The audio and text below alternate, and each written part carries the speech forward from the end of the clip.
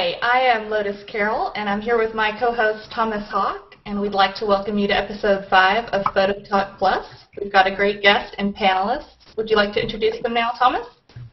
Yes, that sounds good. Thank you, Lotus. So we have a very special show tonight, starting out with our special guest, Colby Brown. Colby, how are you? Doing pretty good. Glad to be here. Thanks for having me. All right. So as I introduce you guys, just tell people where they can find you and if you've got anything special to plug right now. Sure. You can find me at colbybrownphotography.com, as well as I'm actually on SmugMug, so it's colbybrown@smugmug.com for a little plug for our sponsors tonight.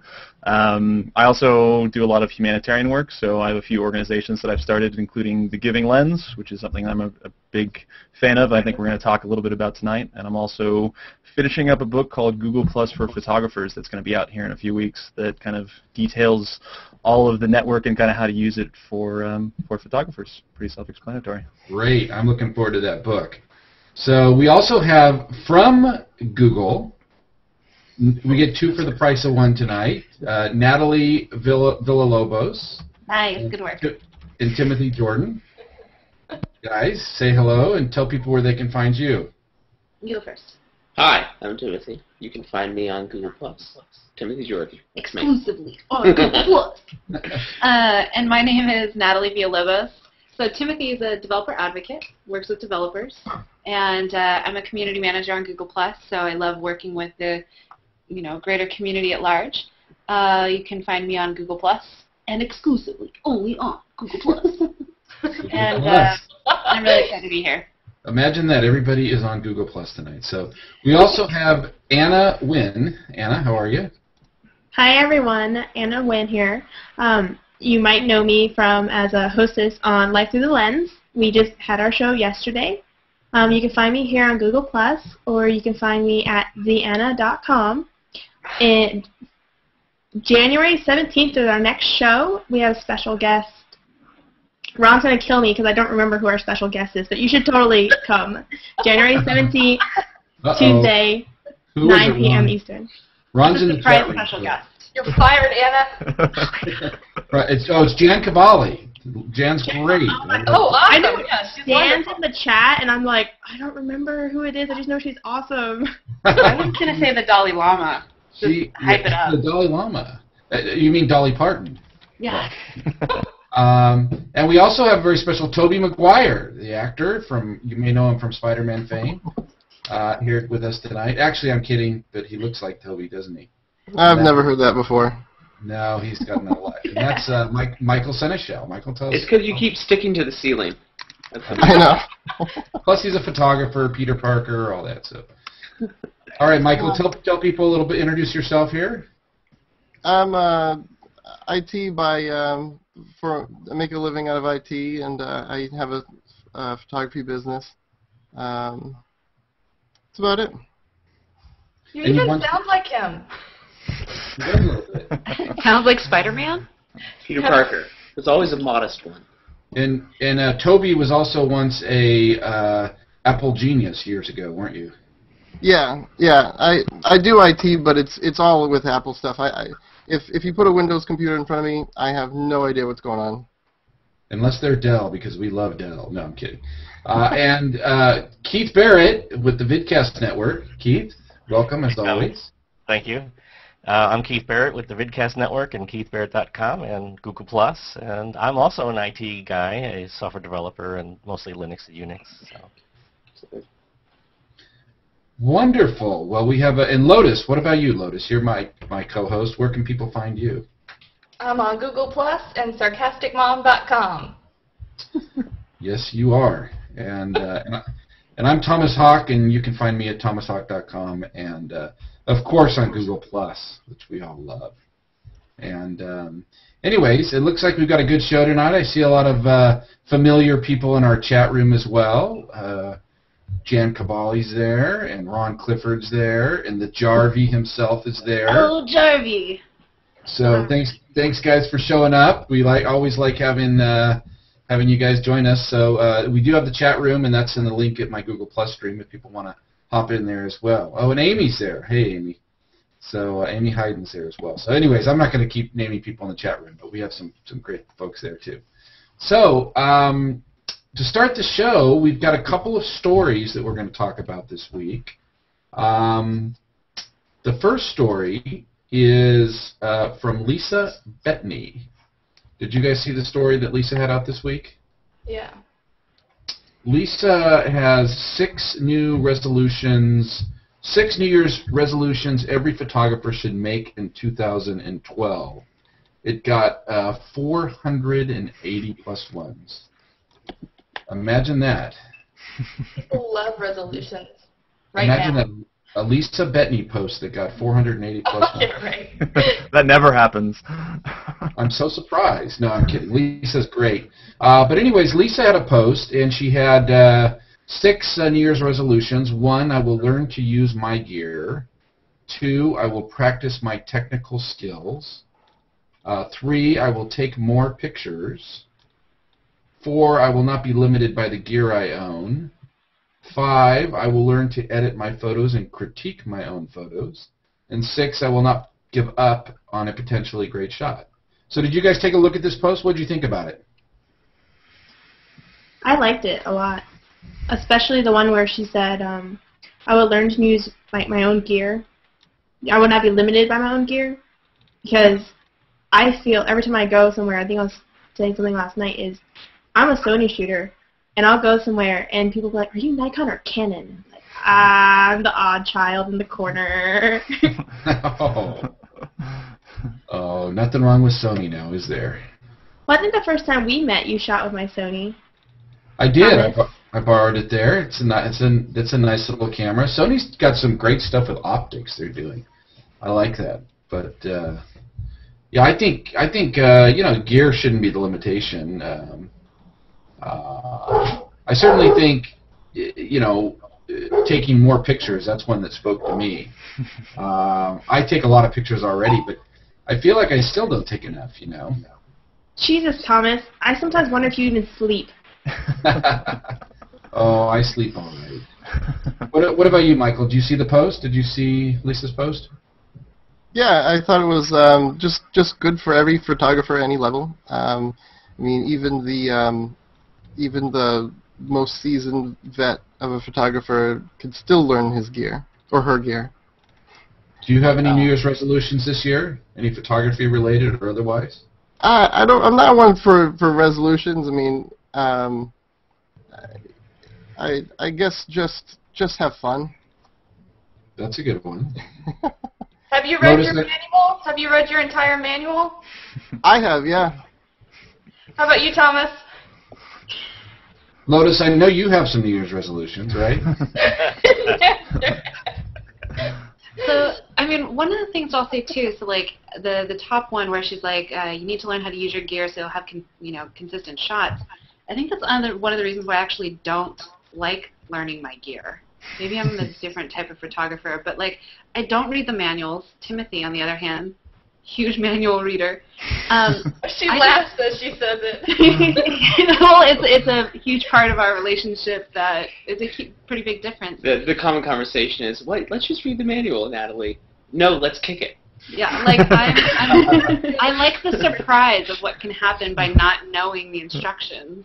And so you know what? Okay, and I'll speak to that because I actually don't read the manual when I first get something, and I just, like you, I just want to kick it.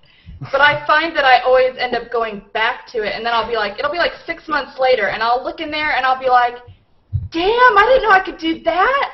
I was trying to do that, and I didn't know how. Yeah, I think you could get ahead of the game a little if you did read it in the beginning. It's true, and I think it's like in this technological age that we're living in, there's this feeling where you can be intuitive with any technology that you're handed. So whether that's going to be like, your Android phone or your new DSLR, you feel like, oh, I can like turn it on, okay, I can push some buttons and take a great shot, or I can figure out how to do something, and that's good enough. And it gets me rolling, and I discover things in that process.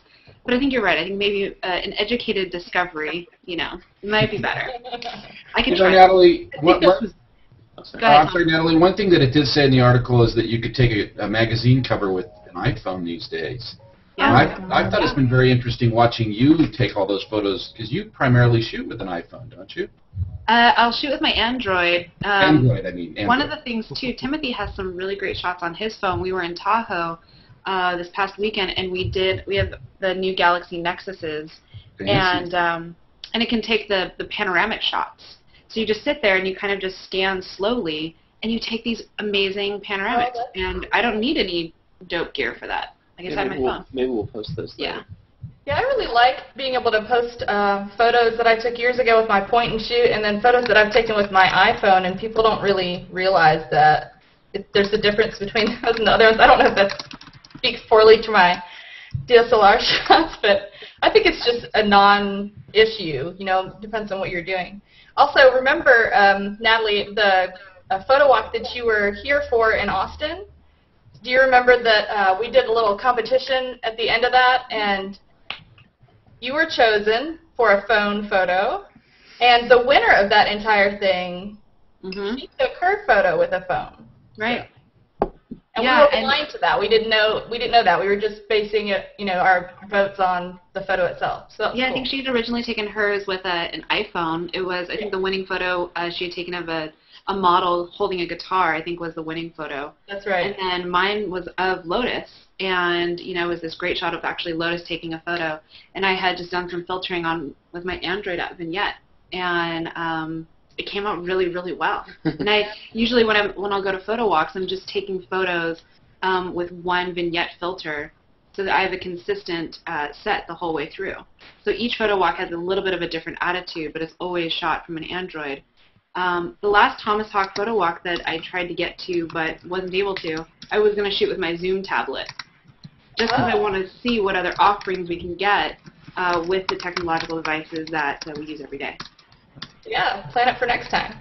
I think I knew something crazy was about to happen about 5 years ago when I was walking through a park, and there was a field trip of about 20 kids. And I swear I heard this quote. Some girl yell, "That's really, really pretty. Quick, I want to take a picture. Does anyone have a phone?"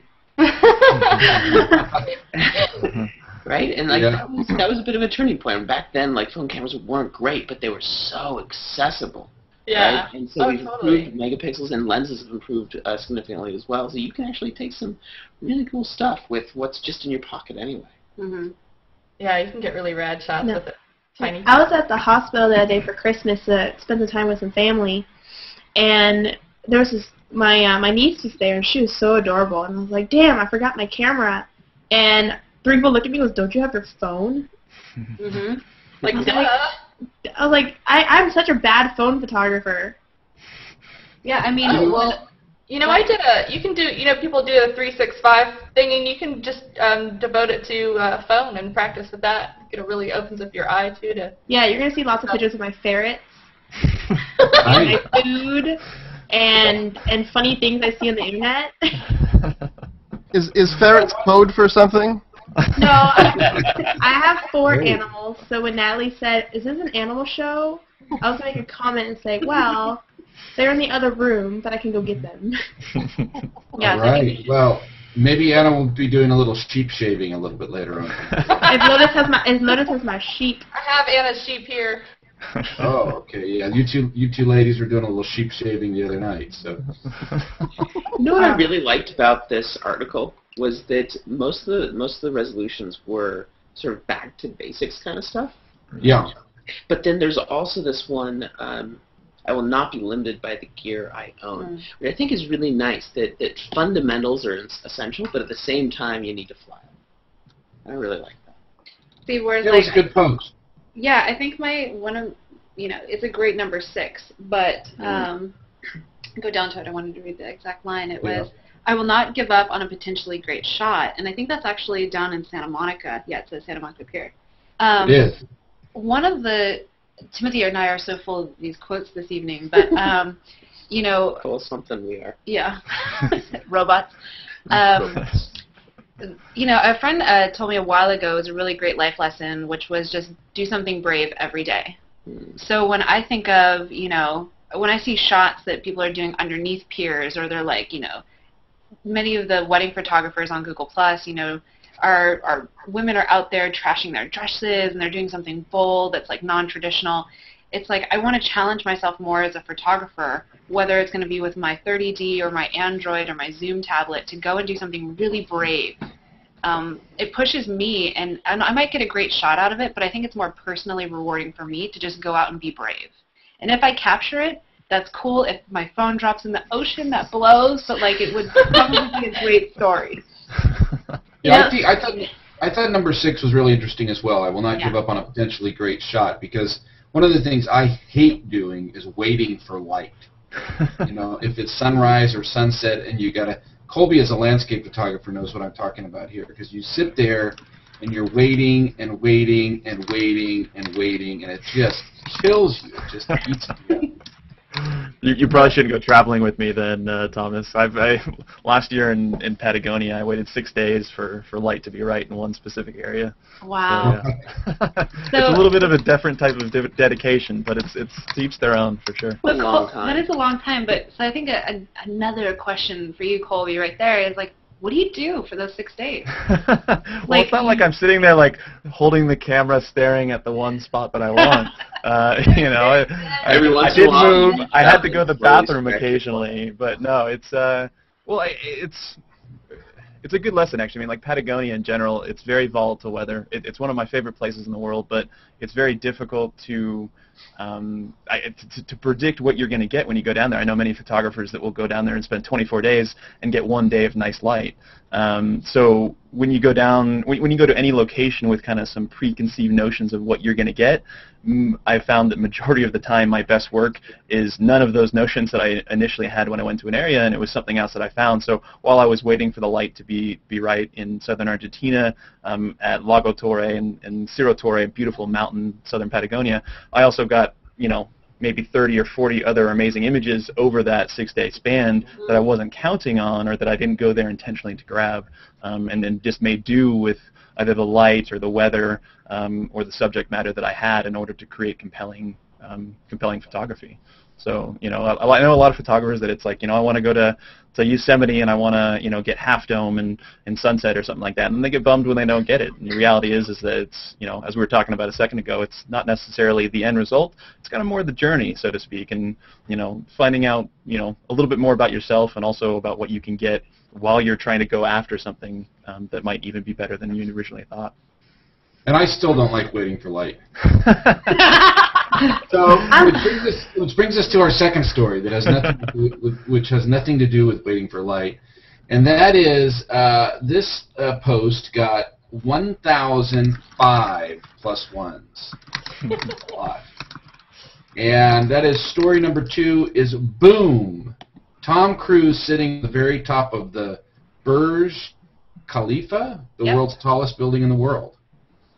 So I don't know if you guys saw this one or not, but when I first saw it, I thought this has to be Photoshoppery. But, I was going to say, I liked how many people commented fake and Photoshop. That did seem to be the immediate response, and but it's apparently it's true. It's actually true, and here is the picture. We'll throw this up here of Tom Cruise. Well, did you watch the video footage? I did not watch the video footage. Did you see what was the video footage about? Yeah, I mean, it was somebody from like down on the ground shooting up and like showing like progressively higher and higher, and that he was at the top, and it's like a helicopter going around him, and you could see him sitting up there and moving around and stuff. Yeah, that would just freak me out. Yeah, it's pretty. I'm like trying to find the magic behind the photo, right? Like, where's the cables? Where are the carabiners? Where's like the, you know, safety harnesses? And I'm still stuck on how he's barefoot. Yeah. Well, and then there were some descriptions of how he got up there, like how he had to climb up this last pipe, like a ladder up through the pipe, and he had given some quotes about, you know, there were crosswinds and stuff up there. And, oh yeah. And that he kind of had to figure all that out. And I guess he's always done a lot of his stunt work, so. Plus, the story was saying when he got up there, he took like a Sharpie and he wrote his family a note on the side of the building. Just in case. Yeah, that's what this giant hideous blob is right by his right think he was supposed to? Yeah. I don't think anyone's gonna say. I don't think anyone's getting acetone. I'm gonna get up there, but. Yeah, that is pretty cool. I mean, I know a lot of rooftopper photographers. My friend Tom Rybo up in Toronto takes amazing shots from rooftops, and I think they're all pretty envious that you know, that you get to sit up there for a photo. I mean, that's pretty amazing. Wasn't there a photo that you took at Yosemite? I think of a Jarvie, and he was like out on the ledge, and everyone was freaking out. And yeah, there was. Let me find that one. In fact, since Jarvie's here in the chat room, that kind of freaked me out a little bit. Where is it at? Here it is. Jarvie just needed to put on his cape, and then you would have felt better. Here's Jarvie. This was up at Glacier Point in Yosemite. There is kind of rock that sticks out, and this picture doesn't quite show it so well. No, but show it is Karen literally. Go to Karen Hutton's stream. She's got one where he looks like he's falling off the side. Oh, good. Yeah, Karen does. Let's find that. But it looks like, and then Scoble had a good picture too. But it looks, it's about 3,000 feet straight down. And I was kind of joking around and saying, "Hey Jarvie, you know, you should go out there. Somebody should go out there." You can't do that with Jarvie. He'll take you literally. Yeah, I didn't think anybody would really do it, but you know, Jarvie. I don't know if you guys read his post on it, but he seemed perfectly at ease. He knew, you know, he felt comfortable. He knew that it's not likely that he was going to fall, and you know, I'm scared of heights actually. So. No, you notice in one of Karen's photos though, he has a glove on, and that's why it worked. It's only one glove though. Yeah, it's only one glove. You only need the one. One glove.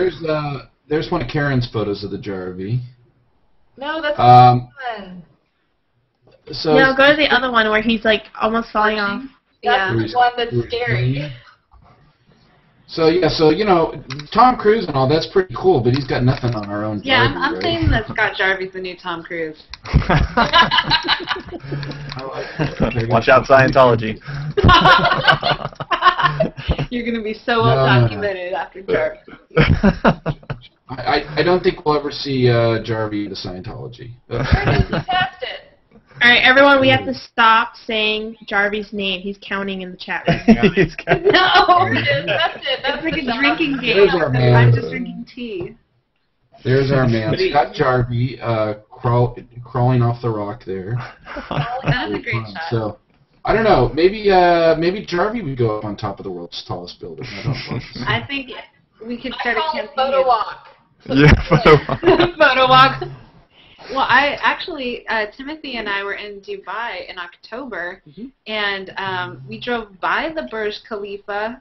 You didn't have to get close. No, you could just. You could see it from pretty far away. The freeway. We wanted to go to it, but like we were super busy doing a conference there. But with the trip is like the Burj Khalifa looks. I mean, it's amazing. It's completed. But all the other buildings around the Burj Khalifa are not completed. It looks like a post-apocalyptic city, or a city. There's like empty lots and building, and empty lots and tallest building in the world. And it's like flapping in the wind on most of the buildings, and so it looks really incomplete, the whole city. But the Burj Khalifa is cool. It's cool. That's the only, you know. Well, I know I would personally love to get up there, but that's a pretty great shot, and you know, I think most photographers would be envious of an opportunity to get up there. So, apparently Gizmodo actually talked to the photographer who got the shot. I don't know if you guys saw that. Really? Gerald Donovan basically was the photographer that shot it, but that would be a wonderful thing to get up there and shoot, wouldn't it? He shot it from a helicopter. I just thought he was really tall. Yeah. Apparently it's for some sort of Mission Impossible promo or something like that, but anyways. Yeah, it's great PR for that movie. Oh, yeah. Hey, we're talking about it, right? I heard it was pretty good. And if we're talking about it, that movie's going to... make millions. Yeah. Or at least $20. So, hey, it will make $20 of my money. I want to go see it. The Mission Impossible? We've already seen it. How was it? Is it good? It was fantastic. We were looking at movies to go see, and we were thinking, something sort of like heavy and indie and self-important. And then we looked at the Rotten Tomatoes reviews, and Mission Impossible got like really good reviews, and we went and saw it, and you know what? It was a good action film. And our Did you see it in like IMAX? Too. Did you see it in like IMAX? Like the do you guys have IMAX? I have one about an hour and a half away. I've heard of this IMAX. Big screen, right? Really big screen. You can sit on top of it. See, I want OmniMax, not IMAX. OmniMax is where it's at. Okay. Well, with that, let's get into our third story tonight, which is a story by our good friend Trey Ratcliffe, which received 317 plus ones. It would have gotten more if it had had one of Trey's photos in it instead of a video, of course, since those routinely get thousands of plus ones. But Trey had a nice write-up today on the future of DSLRs. The title of his post was "DSLR Cameras Are a Dying Breed," and he linked to an article of his in Stuck in Customs. And I think, if I'm correct, hopefully this is going to work, this video should be queued up to his talk on it, which I'll play just a little bit of, if it works. Okay. One of the descendants of that. That's the future of photography. Okay, let's talk about this. Why do you say that's the future of photography instead of an SLR with a moving mirror? Well, I think in 3 years, maybe in 2 years, people will look at photographers that carry these kind of cameras and think that they're dinosaurs, like the way we look at Film. that film camera. That's sort of a specialty thing. That's okay. But I mean, yeah, because these, the reason these are so big is not because they're awesome, but just because they have room for this mechanical mirror that flips up and down inside like an old Da Vinci-esque mechanical device. It doesn't make sense, in this world in 2012 now, everything we have has no moving parts, An iPhone has no moving parts. Computers really have no moving parts. It's all SSD. This is one of the only conveniences that we have in our lives that still has moving parts. So that's going away. And what the next phase is, I call it the third generation of digital cameras, is these mirrorless cameras, which I think is an awful way to describe them, because you don't define a category by what it doesn't have. Yeah. Right? So mirrorless, that word should go away. I think these should be called third generation cameras. They didn't call automobiles horseless buggies for long. That only stuck around for. What were the first two generations of cameras? Like film and then digital? Or? No, I think as far as digital photography goes, the first were these kind of early quick takes. Yeah, the very first digital cameras that were out. I used to use a quick take, which was 640 by 480. Yeah, my first one was mine might have been some Kodak 640 by 480. And 16 shades of gray, I think. Right. Yeah, and these were just they're almost like prototypes, right? Yeah. But they got it there, and they got the. Okay, well, there's a little bit of Trey, who we all love. What do you guys think? Trey says he's not investing, he's not buying lenses or digital cameras anymore. What do you think? I think we're still further away than he may think.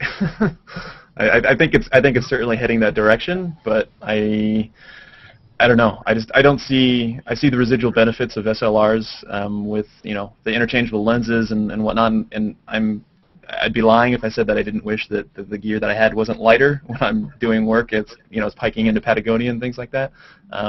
But I just don't see it happening for at least, God, I'd say 5 to 10 years in reality. For where we're at. I mean, we were talking a second ago about cell phone cameras, and they've made huge strides. But if you sit there and you look at the actual quality of like a Canon S100 point and shoot, and the Galaxy Nexus, which I have as well, awesome phone, love it, or an iPhone, they aren't comparable just yet. It's not there just yet, and I think that it's a little bit presumptuous for 2 or 3 years for this to change over, and especially for the manufacturers to I don't know how to say let that happen, but it's it's like electric cars and gas cars. You know what I mean? Like we want to be there, but we're not there just yet. So That's Well, my of 2 course, cents. of course, Trey probably is already working with the prototypes, and so he's got a little. He's already designing them.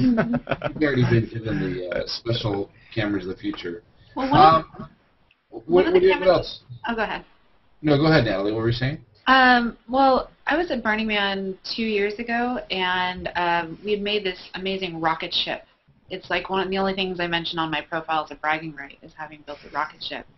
And this guy comes over, and I'm standing in front of the rocket ship, and he's like, can I take your picture? And I'm like, in some funny, awesome outfit, and I'm like, sure. And then he shows it to me, and it's a 3D camera. It's like a 3D image of me and my rocket ship. And I'm like, oh, this is the future of photography. So everyone's going to have these 3D cameras. And, like, I swear to God, I haven't seen one in 2 years. And so to me, I thought that was the future 2 years ago, was that we were all going to be having 3D everywhere in our devices, in our world, and Hangouts, and I don't see that at all. And that to me was the future 2 years ago. Maybe he was from the future. Emmett Brown. A lot of strange things happen at Burning Man.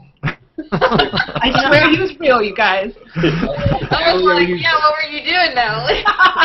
You sure you saw it in 3D, Natalie? Right before she went on the rocket. Then he asked me into his van. Hey, that man had candy. He did have antlers, you guys. I had to follow him. I remember back in college I had this bong in the shape of a rocket ship. No. Well, anyways, I think Trey's points are interesting. I probably tend to agree with you, Colby, and I think we may still be a little bit further off. Right. Well, did you see the Canon? It was released maybe 4 months ago.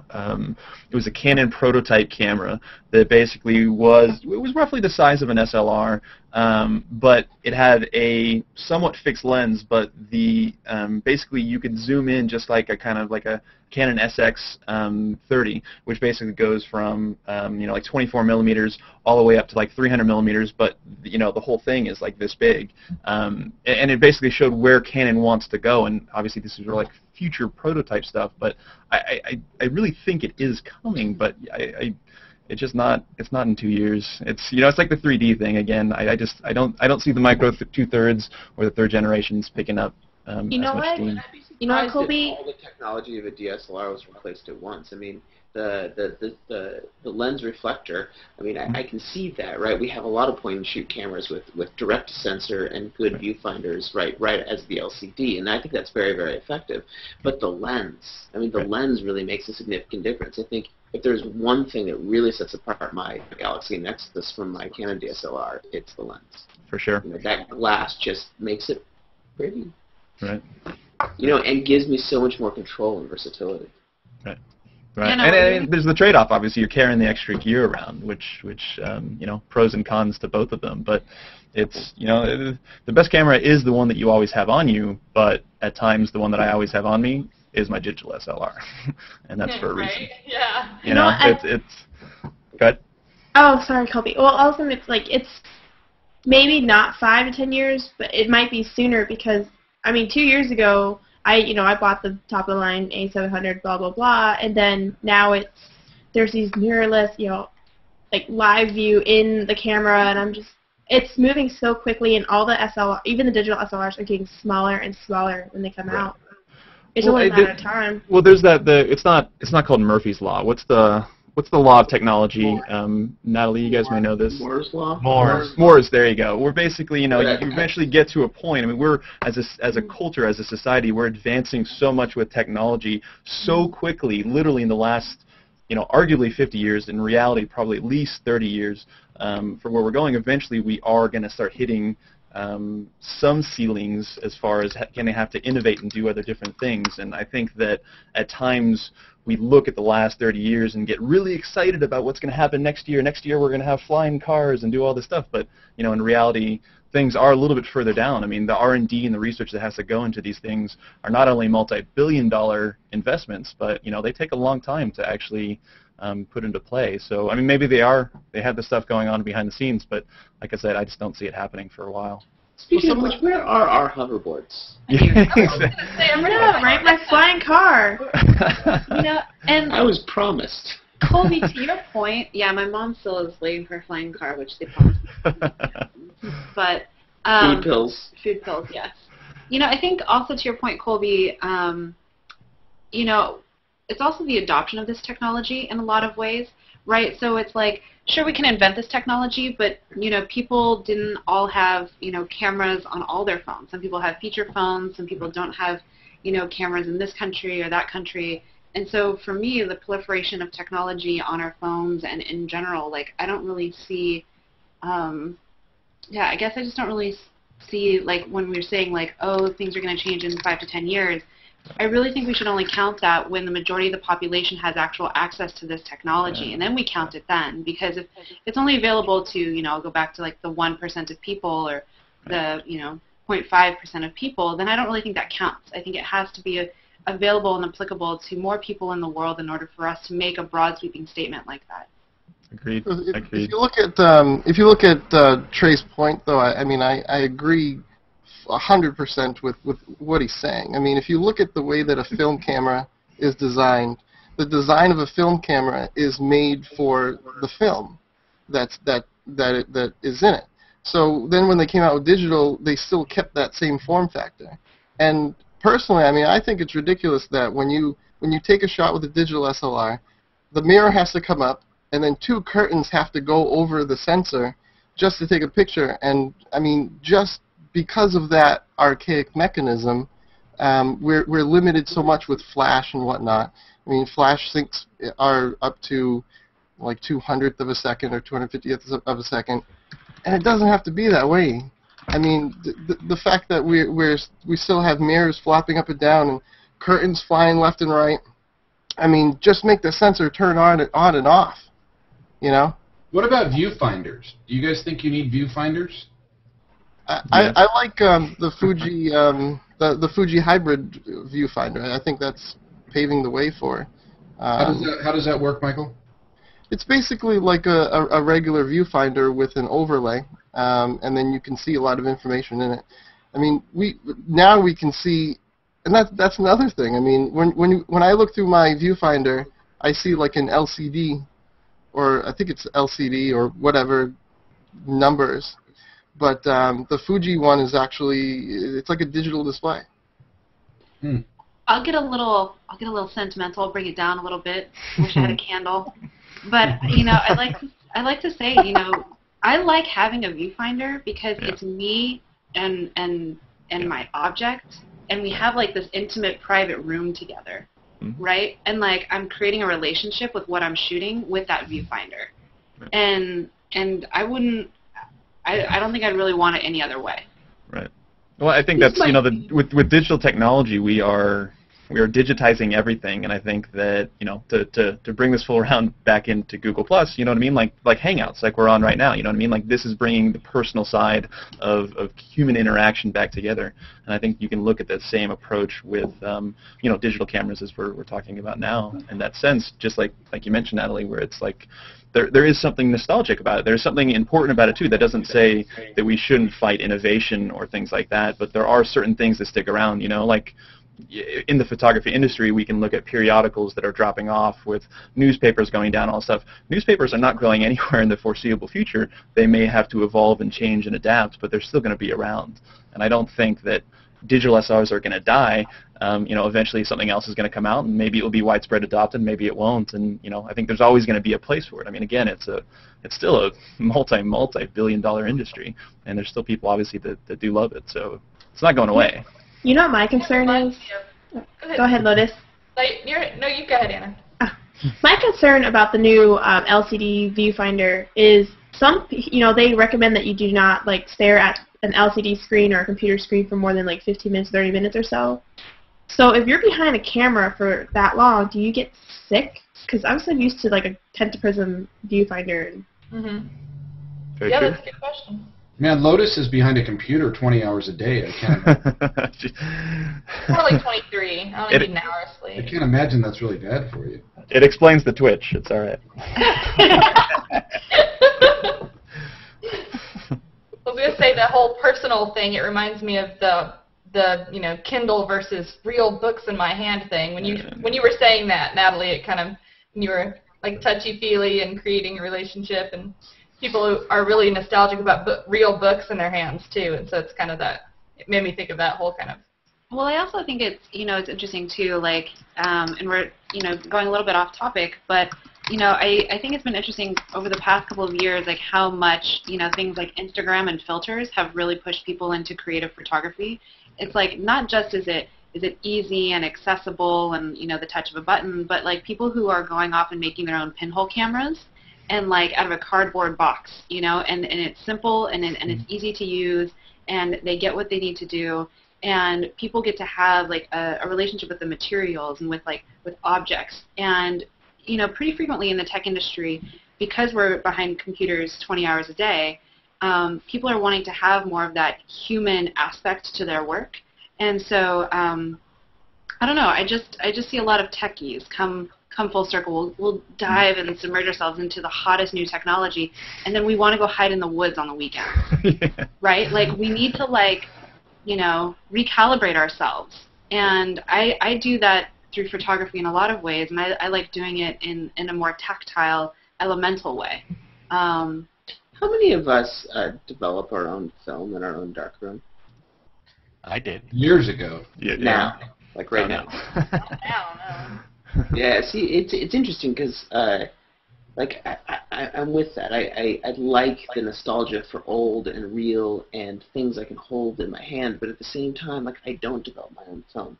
I think there is a progression of technology regardless, and a lot of that has to do with, like, the levels of creativity that we can achieve with the tools that we'll get. Mm-hmm. And so, True, but I mean, if you look at like digital editing in a real darkroom to editing now, there is a lot of the same things you can do. Yes, you have a little bit more advanced features, but you don't have toxic fumes you're dealing with. You know what I mean? Like it's a little, there is a little bit different. You know what I mean? I mean, when it comes to something like that, it's Right. Well, but if it's toxic to look at a computer screen, yeah, true, fair enough. Day, Plus, right? now I'm forced One to of the things that we're going to farmers evolve all the past time. now that we're going to be like, how did I ever irradiate myself Oh my God!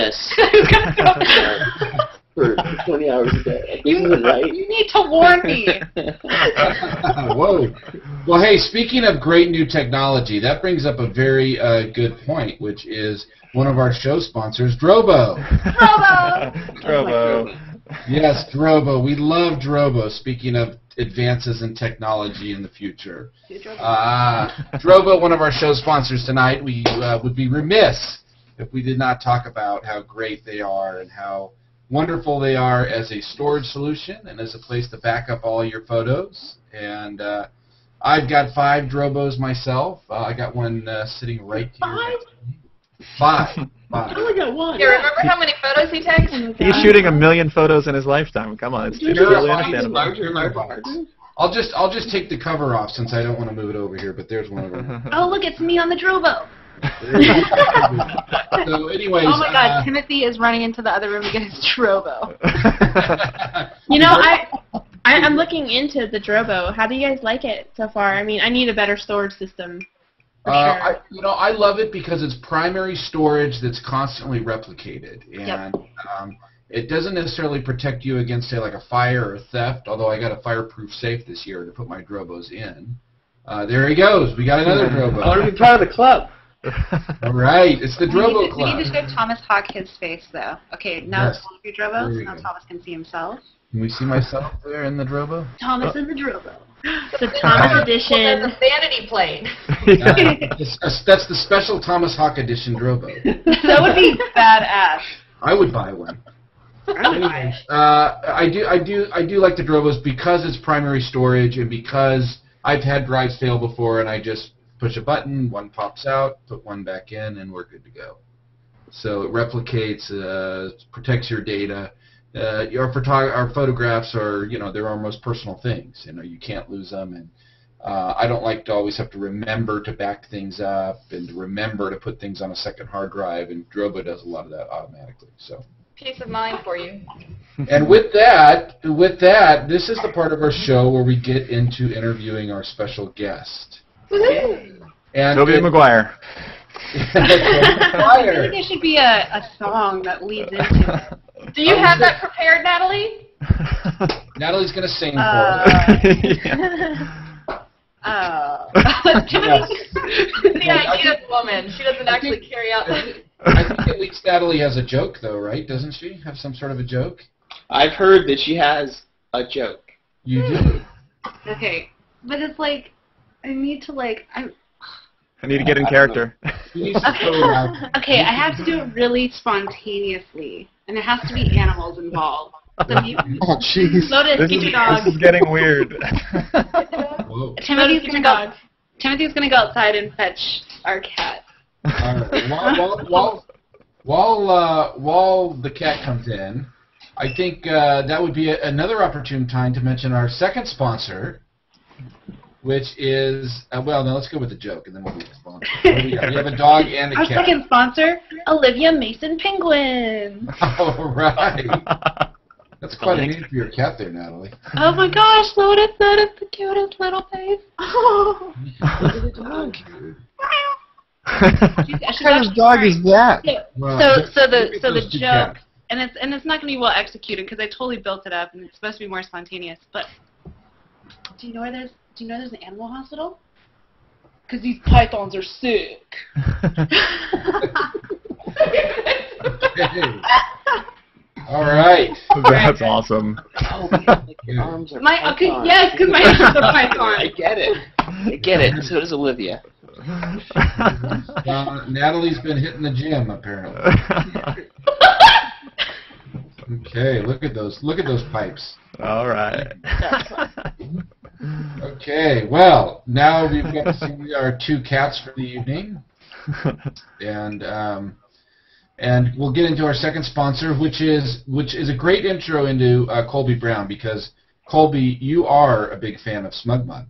I am. In fact, your site is on SmugMug, right?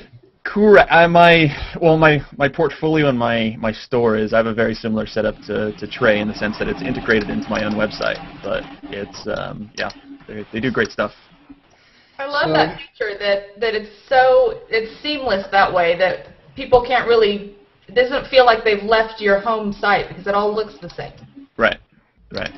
Yeah, it's that was very important to me. Obviously, as a photographer, you build up a brand, you build up a name for yourself, you build up a website even, and you want to continue with that same look. So when I actually started talking to SmugMug about, they actually do sponsor me, that's kind of was a vital important of it, and they did a great job of replicating it. I'm very happy with it. So what we're looking at right now, Colby, this is the SmugMug stuff that they did for you? So the SmugMug, if you actually, right now you actually technically have to go to colbybrown.smugmug.com, and it will actually bring up, so right now you're on my own main website, and there's actually, they actually announced my SmugMug a little bit early because I'm just still finishing porting things over. So right now that's my main website, but if you actually go to colbybrown.smugmug.com, then it'll bring up. You are. Yes. Right, and so it looks the same, so the idea is basically that when it's finished porting over, you will basically see, there'll be no difference. There'll be no difference in transition and the images. Okay, so SmugMug actually coded this site to make it look just like your other site for you? Yep, exactly. And so basically all the links you have in the nav bar are the same exact links, as well as the nav bar itself, for my website, so that when I change the links over on Colby Brown Photography in the next week, after I finally have time to do it, then basically there'll be no difference in between the two. And of course, then from right here, you can sell prints. You can do all kinds of other things, right? Correct. Yeah, I could sell. I mean, basically, the reason that I was really excited about this is, one, because SmugMug is a great company, and they actually are, they're great people that run it. But number two is it just automates so many things for me, just like you mentioned for Drobo does for you, Thomas. For me, print sales are not a focus of my photography business, but I do make quite a bit of money each year on print sales. And in the past, every print sale that came in, basically, I had to take the print sale that came in, I had to export the photo, I had to upload it to the place that I was printing out, and then I had to put in all the information for where it was being shipped. And now basically everything is done for me. I don't have to worry about it. I just get a check at the end of the month, and it works out well. You make your art, you let them worry about that. Yeah, exactly. And they even have a link to your Google Plus on your SmugMug page. Look at that. Yep. Coffee. And I think Google it's also Plus. it's our logo. Like it's our font, I mean. Yep. Yeah, well, I had to mimic it, and it's for Twitter as well, and the other one, the other networks are also the same thing. It's, the F word. We won't talk about that. So, so it's got get involved, your workshops, your blog, store, North America, Central America. Look at that. It breaks it down by country. And all the stores, there's actually, the links aren't actually set up for the stores just because when I realized that they actually published it tonight, I actually had to pull the stores down just because I haven't set up ported over the pricing and all that stuff, so I actually hid those. So right now only the portfolio is available. But yeah, as I mentioned, they do a great job. They display the work great, and they use 2 different printers, and one of them is Bay Photo, which I'm a huge fan of. And I actually, when I switched over, I ordered about 8 different test prints in various types that Bay Photo prints, like metallic and luster and whatnot, and they actually turned out phenomenal. I was very impressed. So quick question. Well, we do love SmugMug, and they are a sponsor of our show, so we appreciate working with them. And it seems like all these great photographers we're working with. Jarvie is a big SmugMug user. Trey's a big SmugMug user. Seems like all you guys are using them. Definitely. Well, there's huge benefits to it, and there's SmugMug groups. There's a whole community around it. I think that's something that they've done really well in the sense of it's a family-run business. The McCaskills, they all pretty much started it and run it now, and I think they take that mentality towards their customers, which pays off in spades because just like Google Plus, you have people become pretty much evangelists for their company, and that makes a difference for customer reputation. Wonderful. Well, Colby, we've got some questions for you, and we do need to get into those. Okay. So, Sounds good. First question I want to ask you, and of course we all have questions. Anna's got a whole list of them, right? Anna, you've written them down. So we're gonna try to go through them pretty fast. But you're a travel photographer. You shoot great landscape stuff. What's on your plate for 2012? What are you shooting? I have a very busy 2012, actually. The majority of my work these days is actually in photo education, so I do workshops all over the world. So next year I am both teaching and shooting in Death Valley, Iceland, French Polynesia, Bolivia, Nicaragua, Alaska, 4 workshops in Colorado, Zion National Park, Cambodia, Israel and Palestine, and Jordan. And that's all. Those are mostly my group workshops. I also have private workshops in between where people contact me, and sometimes it's just an individual and he wants to go up to like the Canadian Rockies. Sometimes it's a group or a photo club. It's all very different. So yeah, it's a busy The airlines season. must love you. yeah. I usually get pretty good air miles each year, and it's a challenge actually this year because in August me and my wife welcomed our first and only son, Jack, into the world, and so we have a baby boy that's almost 5 months old now, and Congratulations. Thank you very much. And it's a challenge balancing that, obviously. I mean, my job entails travel, so there's no way around it, but yeah, we make the best out of it. So. Which place are you looking forward to going to the most? Ooh, that's tough. I'd probably actually say Nicaragua, and the reason that I say that is that's actually the flagship workshop for my new organization that I mentioned when we first started, which is the Giving Lens. And the whole idea behind this organization is basically blending photo education workshops and sustainable development projects with organizations, NGO organizations on the ground in host countries, so that participants can not only learn some really neat tricks about being a better photographer, taking better photos, but they're also doing something to help local communities, because it's always a fairly one-sided relationship when we do travel to different cities or different countries. And 3 of those workshops next year, Nicaragua, Jordan, and Israel and Palestine, are all the Giving Lens. There'll be 6 to 8 in 2013, and then probably more like 12 in 2014 as we continue to expand. But because Nicaragua is the flagship for that's happening in July, we're doing 2 workshops back-to-back because there's been so much interest that I think I'm the most excited about that, because we're working with kids. It's actually child education is the focus or the cause of the organization, which is Empowerment International. So it's kind of cool stuff. Some background on the Giving Lens itself. Sure. So the Giving Lens, about 3 years ago, I came up with the with a general idea of photographers giving back in some way. And for various reasons, either where I was in my life, where I was in my career, it just wasn't the right time through various different iterations that I had for the Giving Lens on ways that I could, figure out a way to make a difference for either different communities or for the impoverished or whatever it was for photographers. So it wasn't until this past year that a couple of opportunities came up that really helped make the Giving Lens a reality in its current form and fashion, which is basically where it's going to stay.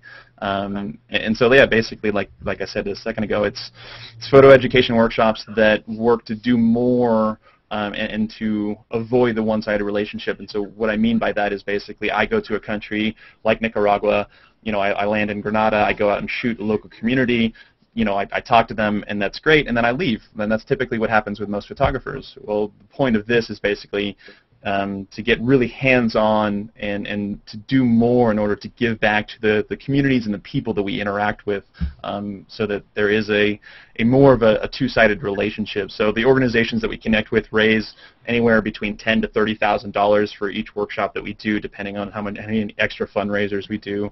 The Giving Lens itself is not a NGO organization, so we actually do take a tiny bit of cut to cover our overhead expenses. It's about 20%, and then we offset that by doing a handful of different fundraisers so that we can, like I said, cover our costs. It's, if I was filthy rich, I'd love to do it for free, but unfortunately, I do have costs and expenses, and I do have to feed a baby. So I have to. Yeah, I have some friends that I would like for you to meet. So have you heard of the National Geographic Photo Camp? I have not. I used to teach photography with National Geographic, but I've never heard of that one. So the National Geographic Photo Camp, I'm just going to read straight from the site, is a series of photography workshops for youth from underserved communities both in and outside the U.S. In partnership with local newspapers and community orgs, Photo Camp inspires young people to explore their communities through the camera's lens and to share their vision through public presentations and exhibitions across the U.S. and throughout the world. And I know the woman who runs the Photo Camp for National Geographic, and I would love for you to connect you two together to see if maybe you can do some collabo while you're out and about. They've done a whole bunch. I was talking to her mostly when they were going down to Haiti. Okay. And so I just think that this would be an awesome connection for, the whole purpose behind the Giving Lens. And maybe there might be some type of support there for you. I'm not saying it could be financial, but just like an opportunity to make more connections, get involved with more communities, on the ground infrastructure, so that maybe you can just keep growing these opportunities in young minds. That'd be awesome. Actually, another one of the organizations that I started a year ago is called Leswa Haiti, and I actually go down there a few times a year and do sustainable development work by myself with a small team with different organizations. So that's great. After our little show tonight, definitely shoot me an email, and I'd love to talk.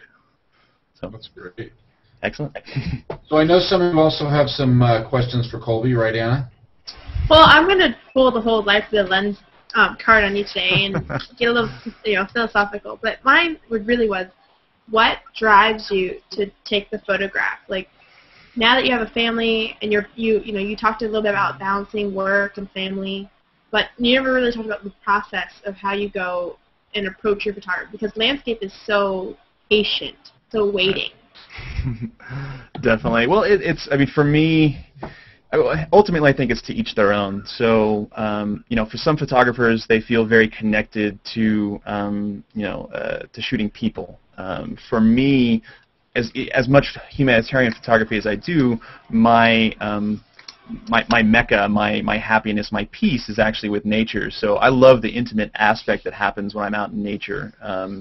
And that's actually typically why I shoot the way I do, or why I edit my photos. I consider myself a fine art photographer in the sense that I create very moody images. I like my images to have emotion and feeling towards them. So when I'm looking at a scene, I'm looking for contrast, I'm looking for leading lines, I'm looking at subject matter, I'm looking at composition, all these fundamental aspects that some photographers pay more attention to than others. But I do it very intentionally, and what drives me to continue to do what I'm doing is that passion to sustain that connection. As Natalie mentioned earlier, it's I'm a big tech guy too. I'm into gadgets. I have ridiculous number of computers here at my desk, but at the same time, my happiest moments, aside from when my family is actually with me out in the nature, is when I'm out in nature and when I'm out there climbing mountains in the Himalayas, or when I'm scuba diving out in the Great Barrier Reef, wherever I am. I'm sustaining that connection, and it's very intimate, as again, as we talked about earlier with the viewfinder, and it's me in nature. Oftentimes I'm working at like 3 o'clock in the morning, wandering around the mountainside looking for night photography or whatever it is, and that's something that I can't get, or I've never gotten from anything else, as far as like a creative side or a career path. But I've never really had a real job, so I can't necessarily say that. But I don't consider photography a real job. It's just kind of what I've happened to make shift to make work. So. That's awesome. Oh, go ahead, Thomas. No. I was just I just got flustered there for a second. Tom Anderson just posted this crazy photo of me jumping over Jesse June, but I'm not going to get into that. After show, Thomas. After show. Blackmail. Right. It's a little crazy. But anyways, I'm sure some other people. Have you ever jumped over Jesse June, Colby? I have not. Forget my question I had there for Colby for a second. Actually, a quick question.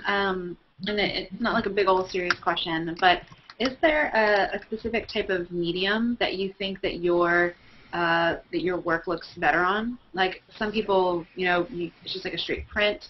I have photographer friends who will do some type of print and then do some type of like color highlighting over it, and some other type of ink or medium, or somebody else likes canvas. Like, Right. Where are you finding that people buying more things on like canvas than on paper, or how are you liking things being presented? It's definitely context sensitive.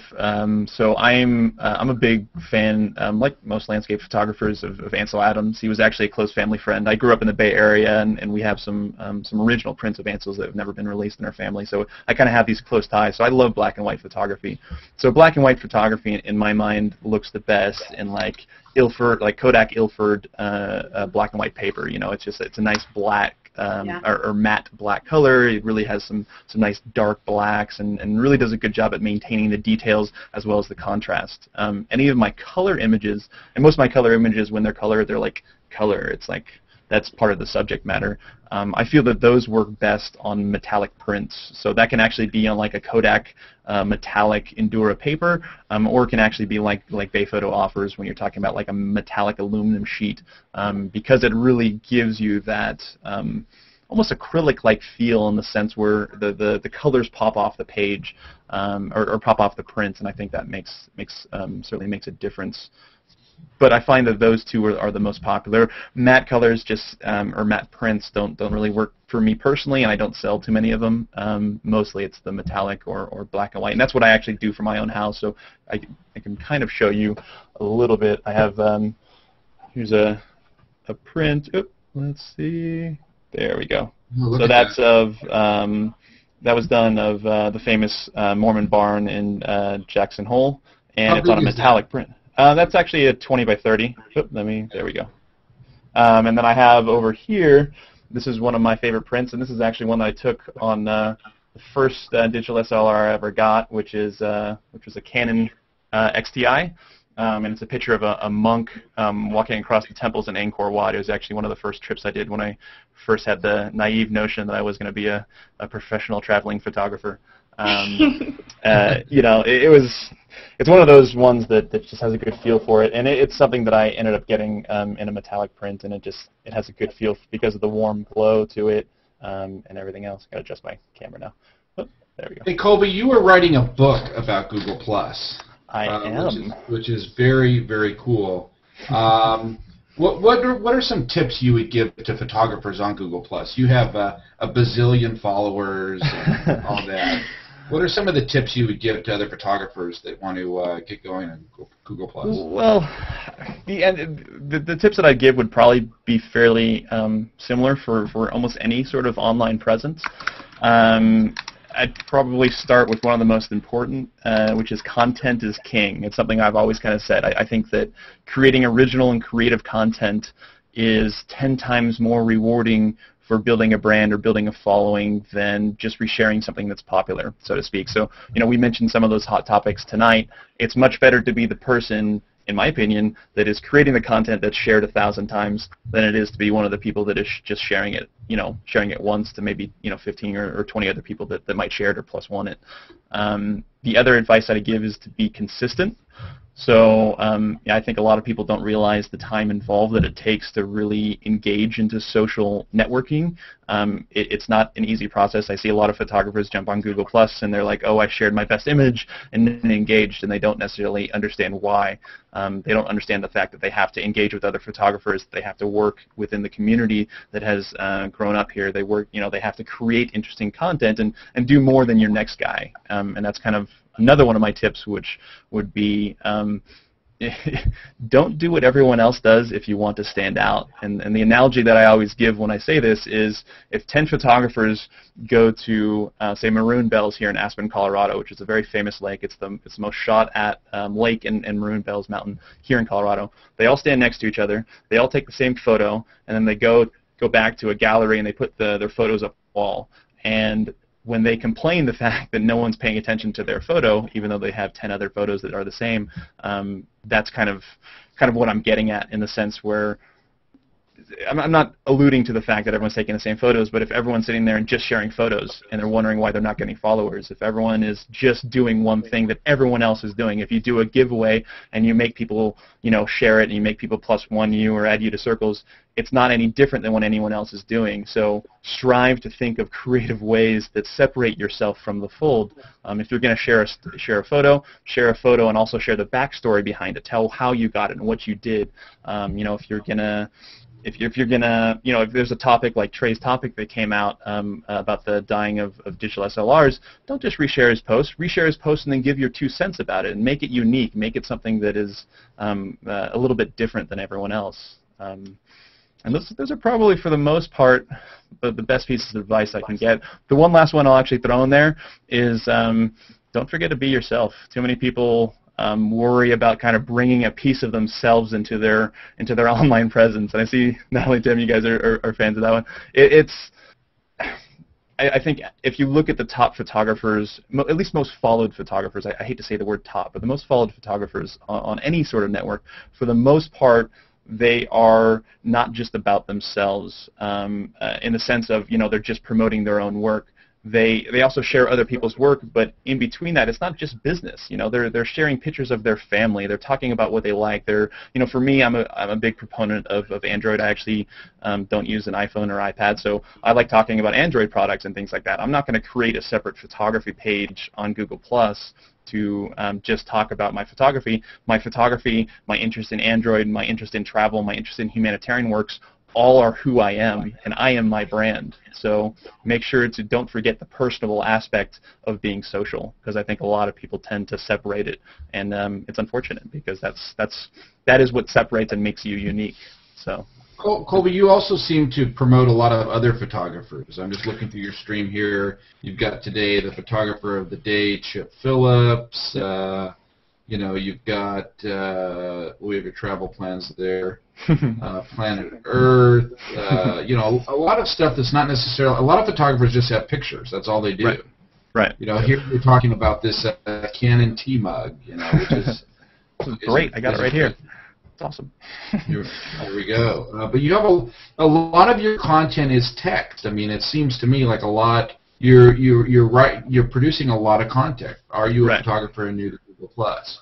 Yeah, I mean, that's diversifying the content that you send out there, and that was one of my points earlier that I might not have alliterated too well. But you do have to expand about than just as a photographer, in my personal opinion, than just showing your photos, because you have to realize that Google Plus has unofficially over 60 million people. Okay, that's 60 million people that, for the most part, we can make the assumption that they're vying to have their voices heard. And if you're just sharing. Natalie will make it official for us tonight, right? Tell us exactly how many we have. From Natalie and Timothy. No. Bajillions and bajillions and bajillions. But Natalie's going to give us an official count tonight. No, I'm kidding. I'm joking. Yeah, well, I think I mean that's a good kind of last point for Google Plus is the sense that diversify. I mean we are unique and complex beings, and I think that if we solidify ourselves to just wearing these blinders where I'm just a photographer or I'm just going to share my images, everyone else is doing that already. So you have to separate yourselves a little bit. When you mentioned me, mentioning other photographers, that's a big important part of the community here, and I'm very fortunate in the sense that I almost have 400,000 people that follow me on Google Plus, which is still mind-boggling to me. So that is a very large number that is sometimes 200 to 300 times the amount of followers that many other very talented photographers have. So if I can find some, very some very creative photographers that are doing really interesting things and share their work in order to get them to have some more exposure, I'm always about doing community development stuff, because I think that the more people that enjoy this, our community here on Google+, the more people that come and realize the benefits of Google+, the better it is for everyone. So I definitely want to highlight as many people as I can that are just starting, because people do start late. I think most people here were here on day one or shortly after. I think that sometimes that can lead people to have animosity towards people that have been here for a while. So if we can rectify some of that as proponents, as pillars of this community, I think that's kind of our duty, so to speak, in order to maintain the quality of content and the quality of people we have here. When is your book coming out, and how are you publishing it? The book is coming out either at the end of this month or beginning of February. We're trying to push it out as soon as possible because Natalie and Tim you guys have so many updates here. You're killing me with making sure that the book is accurate as possible. So I'm actually having it published through Peach Pit Press. So right now it's 9 chapters long. The whole point of the book, it's based off a guide I wrote, which was about 60 pages long and was read about 500,000 times, which really helped, I think, propel a lot of people to get involved in the community here. And it's basically taking that chunk of content where it's like, this is what a Hangout is, this is how to get involved, and mix in pieces of understanding social networking, of understanding how to use the different features of Google Plus to take advantage of being a photographer, whether you're aspiring and wanting to learn and better your skills, or you're an established pro that wants to kind of take your business to the next level. So. I'll buy a copy. That sounds cool. Yeah, I have friends at Peach Pit too. I'll call them up. Excellent. Yeah. So one of the things I was thinking is, since we're developing these features so quickly, maybe people could just buy inserts, and you just have they can just stick you in the back of the book. Throw it in there. Yeah. What we're doing is it's going to be an e-version and a paperback version. So the paperback version you'll be able to find in Barnes & Noble. Well, you would be Borders if they weren't going out of business, but basically in your brick and mortar stores. And then we're also going to have the e-version that anyone can download. If you buy the paper version, you also get the e-version, and the e-version will be updated at least twice next year, and then we'll talk about future revisions depending on how things go or how popular the book is, if it's popular, and kind of go from there for second editions of the paperback version. It could just be done as a 3-ring binder, and you could have just, as from Vitra come out, you just put them right in the back of it. It would make my life so much simpler. I definitely would probably prefer that. I'm most likely going to be updating the e-versions on planes as I'm flying around this year. So I'm going to be flying from on my way to Nicaragua and writing a chapter, trying to keep up with all the changes Google Plus is doing. I'm not complaining. I love the changes, but oh man, it's been killing me. I haven't been sleeping much. So. Well, Colby, Jane asked in the chat if this is your first book. This is my first full published book. I've written a handful of smaller PDF stuff and things like that, but this is my first full publication, if that's what you want to call it. Are you excited? I don't mean to say this in a negative tone. I'm excited to be doing to getting back to shooting. Because Google Plus has been is a network, and you guys are doing so many updates. Most people write books in about a 6-month span. That's typically what they have, and then it's another 5 or 6 months until it goes into production. I've written about a 300-page book in less than 30 days, basically, and so. Once we get this finished, which I'm really happy how it's coming together, I'm actually going off to Moab to go shoot for a week in Arches, and then my busy season starts in February. So I'm really looking forward to being able to edit a photo or take a photo, which I haven't been able to for the last month and a half. So. Oh, wow. Now, do you sleep? Or do you have a machine that does your stuff for you? Well, the benefit of having a newborn child is that you learn that you really don't need sleep very much. So I've learned mostly the hard way, and I say this with the utmost respect for my wife, because she actually does the bulk of all the taking caring of Jack when she gets up at night and she feeds him and all this stuff. But it's still kind of a partnership. So I definitely want to give her credit, because she does most of the heavy lifting when it comes to Jack. So quick parenting question. Yeah. So a couple family members of ours have a beautiful daughter. And one of the things that they actually decided as a couple was that they didn't want to put photos of her on the internet. And so when you go to their Facebook account, or you go to their Google+, they have photos of everything else but their child. And I actually have one other friend that was an avid photographer. He's an art director at a company. He's super artsy dude. No photos of his kids on the internet. So do you plan to add photos of Jack to the web? Are we going to be seeing photos of him? Or, how might you be revisiting this way of thinking about putting your child on the web? It's certainly, I think it's every parent's, not necessarily worry. I don't think too many people worry about it. I think it's definitely a nightmare, in the sense where it's, the worst case scenario is what parents think of when something like this. For me and my wife, I mean, we're fairly reserved people. As much as I have already shared a ton of stuff of Jack and our lives and all that stuff online. My wife is very reserved, and here in Denver, where I live, we don't, when we go out with close friends and things like that. We're not, we don't drink. We're very much, at least we don't go out and party and all that stuff. So we keep most of our private lives. Yeah, there you go. There's a picture of Jack and me, actually, as a baby. Carbon copy. So I'm not too. I've never been too worried about that. I mean, the schools that we're looking at him going to are more like Montessori type schools and things like that. So the whole worst case scenario.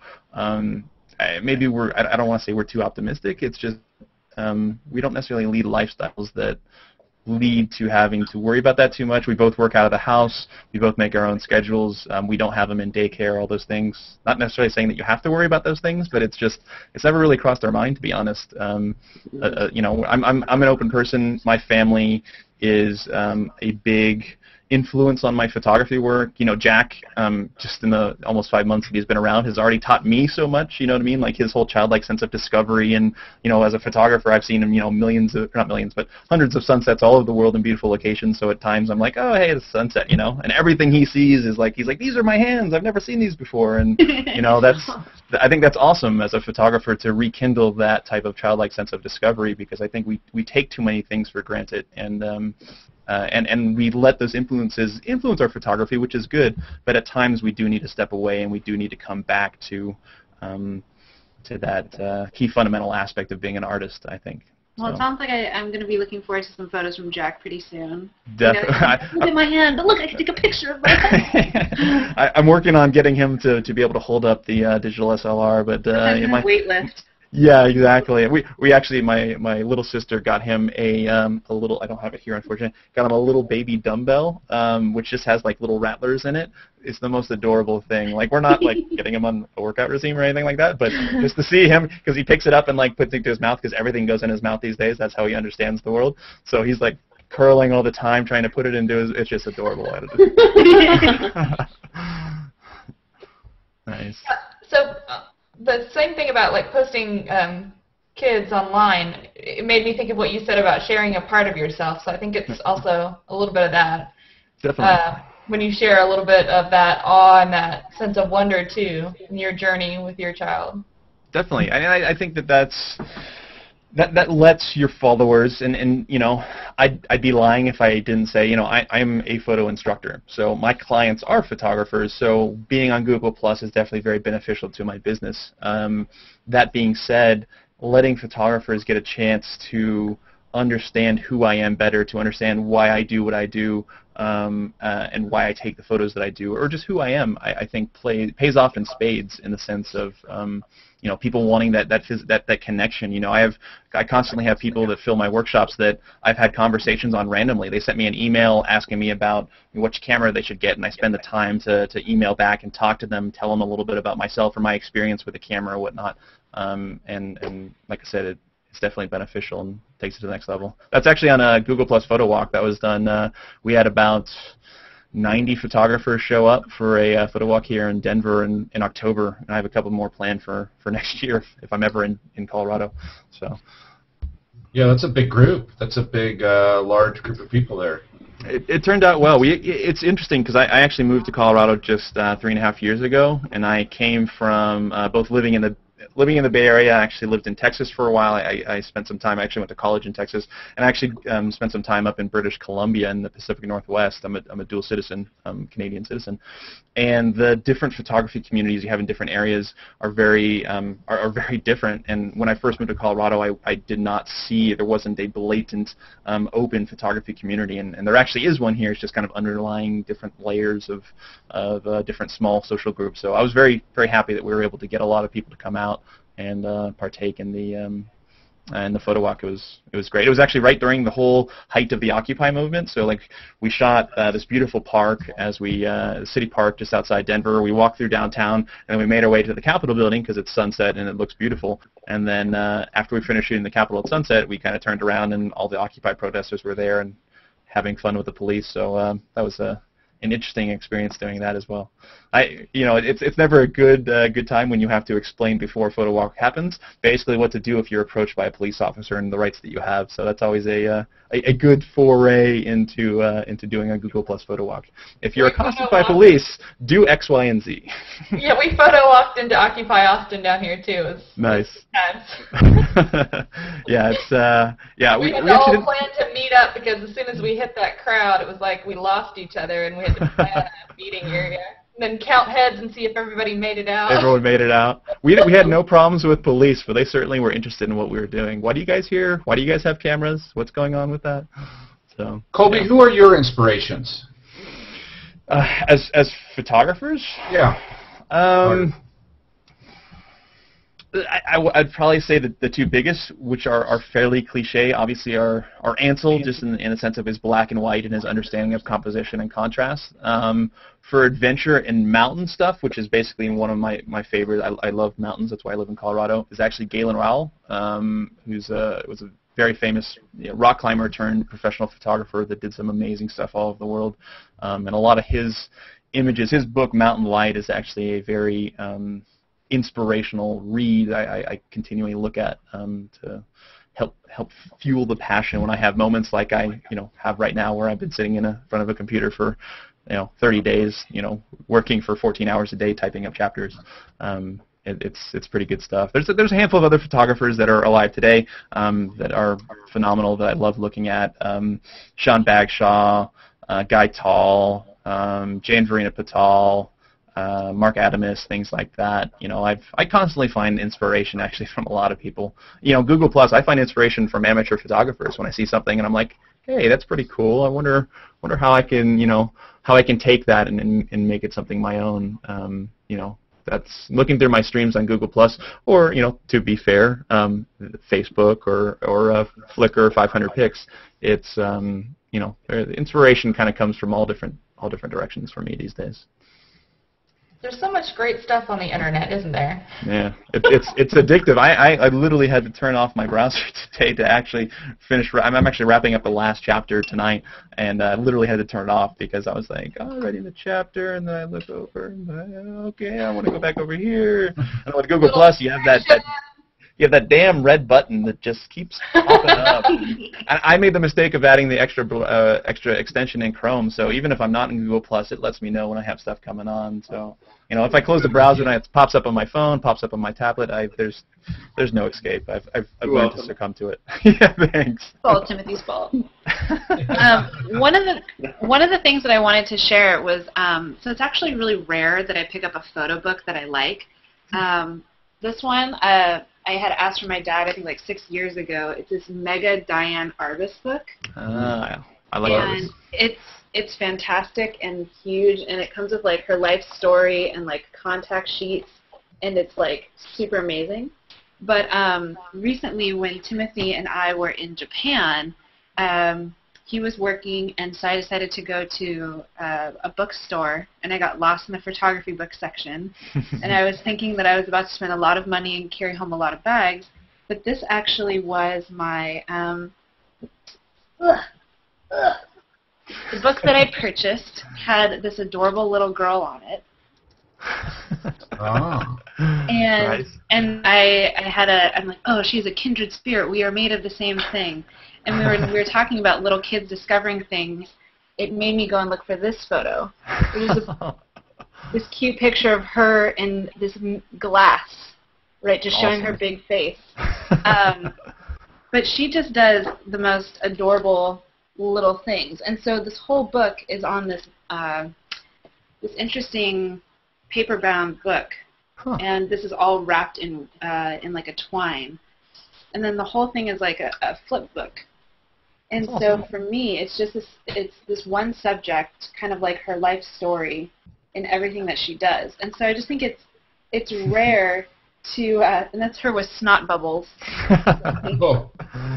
And so I just think it's you know, we can pick up all these inspirations from all these different places. And you know, I do look at the internet and I look at all, you know, I think I have like 60 photographers in my Google Plus circle. But again, like I'm just like, man, I just want to like carry around this little book of a person with me all the time as my photography inspiration. And it's a subject, and it's the way the photographer captured her, but it's really, you know, this little person's life. It speaks to you, and I think that you know, that's the important part. You know, everyone, we all find our inspirations in different forms or different factors, and you know, holding on to that inspiration to fuel our different or various passions, I think, is key in order to sustain them. Because otherwise, it gets challenging. You know, we get wrapped up in life and work and Google Plus and writing books and all these sorts of things. So it's nice to have this. With that, we do have to cut the broadcast off. We've run a little bit over already, and for the recording. But we are all coming right back. We're going to end this broadcast, and then I'm going to re-invite everybody right here back. We'll be back in my Google Plus stream. We'll be back here on the Vidcast network in about 2 minutes. So don't go away, everyone. Join us right back. Thank you, Drobo and Smug Mug. Yes. Thank you, Drobo and Smug Mug. And thank you to our guest, Colby Brown, to all of our panelists for tonight's show. This is a really great show, Colby. It's been great getting to know you a little bit better and knowing more about your work. And we'll see everybody next week, huh? Thanks. All right. Bye. Bye, everyone.